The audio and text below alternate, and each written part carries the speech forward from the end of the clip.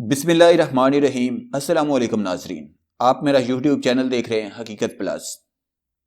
امریکی election Donald Trump سے جاری کے بعد اب خلیجی ممالک کو نومنتخب صدر جو بائیڈن کی حقیقت کا سامنا۔ ویڈیو کی تفصیل میں جانے سے پہلے آپ سے گزارش ہے کہ اس ویڈیو کو لائک کریں، چینل کو سبسکرائب کر کے بیل کے نشان کو دبا دیں۔ جب جو بائیڈن کو فاتح قرار دیا گیا تو ریاض میں سعودی قیادت نے ڈونلڈ ٹرمپ کی گزشتہ جیت کے مقابلے میں اس بار رد عمل دینے میں کچھ دیر کی۔ یہ حیران کن نہیں، یوں لگتا ہے جیسے سعودی عرب نے عالمی قیادت کی میز پر سے ایک دوست کھو دیا ہے۔ جو بائیڈن کی فتح سعودی عرب اور دیگر خلیجی ممالک کے لیے طویل مدتی اثرات مرتب کر سکتی ہے۔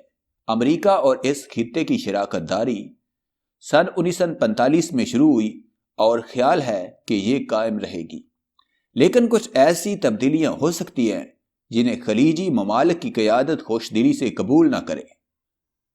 صدر ڈونلڈ ٹرمپ سعودی عرب کے حکمران خاندان آل سعود کے قریبی دوستوں میں شمار ہوتے تھے۔ 2017 میں صدر بننے کے بعد ان کا پہلا صدارتی دورہ ریاض کا تھا۔ ٹرمپ کے بیٹے جیمز کشر نے سعودی ولی عہد محمد بن سلمان کے ساتھ کام کے سلسلے میں ایک قریبی تعلق قائم کیا ہے۔ جب مغربی خفیہ ایجنسیوں نے سعودی ولی عہد محمد بن سلمان پر الزام لگایا کہ وہ 2018 میں صحافی جمال خاشقجی کے قتل میں ملوث ہو سکتے ہیں، تو صدر ٹرمپ نے کھل کر اس معاملے پر بات نہیں کی اور ان پر یہ الزام نہیں دہرایا۔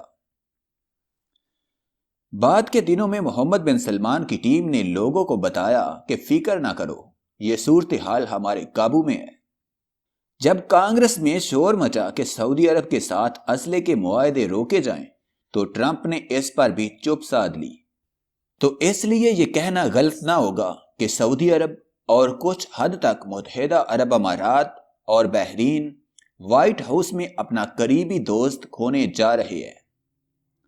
کئی امور پر شاید کوئی تبدیلی نہ آئے، لیکن ممکنہ طور پر ان امور پر پالیسی میں تبدیلی آ سکتی ہے۔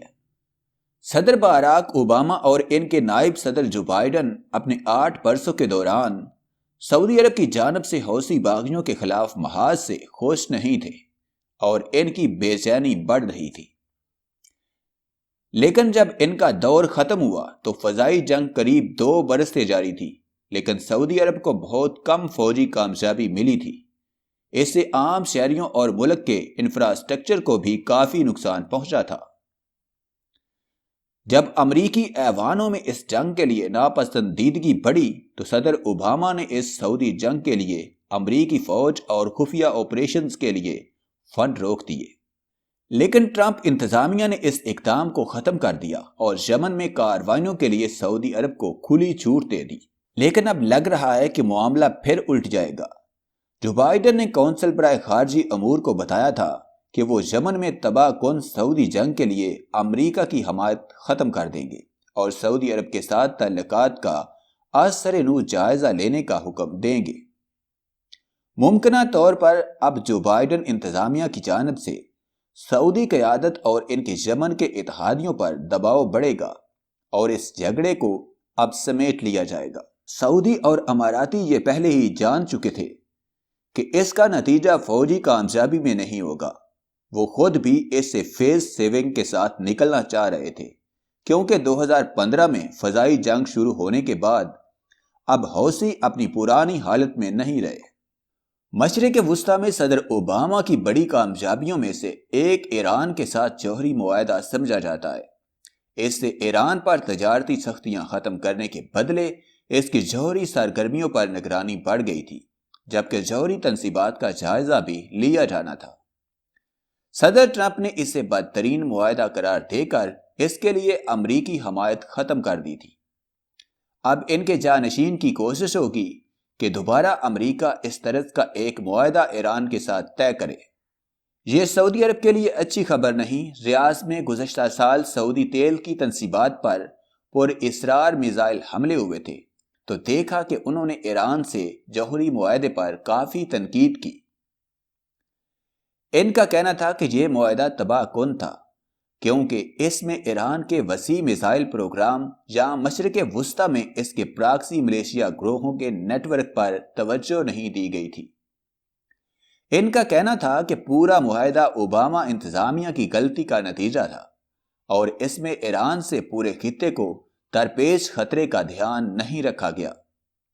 امریکہ نے رواں سال جنوری میں جب ایرانی جنرل قاسم سلیمانی کو ڈرون حملے میں ہلاک کیا تو سعودی عرب اور کچھ خلیجی ریاستوں نے چپ رہتے ہوئے اس کا خیر مقدم کیا۔ وہ ایران کے پاسداران انقلاب کی مقدس فورس کے سربراہ تھے۔ یہ فورس ملک سے باہر آپریشنز کرتی تھی۔ اب انہیں فکر ہے کہ وائٹ ہاؤس دوبارہ طہران کے ساتھ مذاکرات کی میز پر آنے میں دلچسپی رکھ سکتا ہے، جس سے ان کے مفادات کو نقصان پہنچے گا۔ مشرق وسطی میں پینٹاگون کا سب سے بڑا اور علاقائی اعتبار سے اہم فضائی اڈہ قطر میں ہے۔ اس کا نام العدید ایئر بیس ہے، جہاں سے امریکہ شام اور افغانستان میں اپنے فضائی آپریشن کرتا ہے۔ لیکن اس کے باوجود سعودی عرب، متحدہ عرب امارات، بحرین اور مصر نے قطر کا بائیکاٹ کر رکھا ہے۔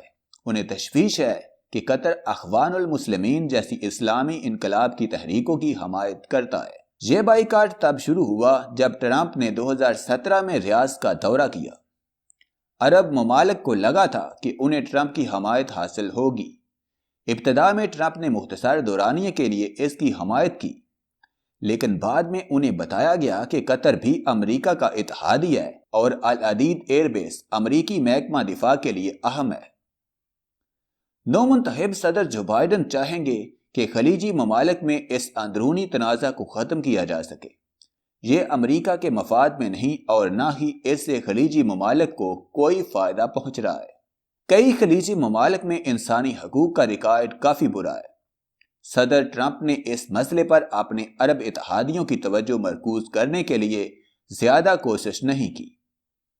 وہ سمجھتے تھے کہ انسانی حقوق کے مسائل پر تشویش کا اظہار امریکی علاقائی مفادات اور کاروباری معاہدوں پر اثر انداز ہو سکتا ہے۔